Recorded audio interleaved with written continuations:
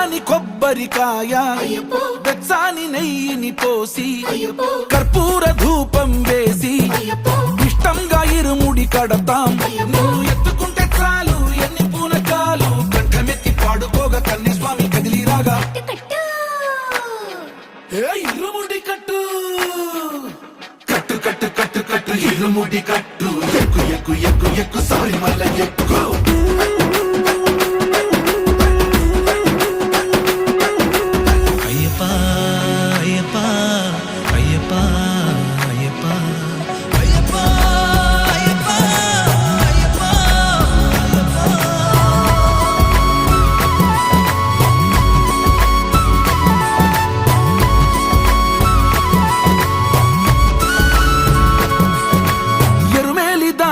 వస్తాం పంబలో నమూనకే వేస్తాం అప్పాచి మేడు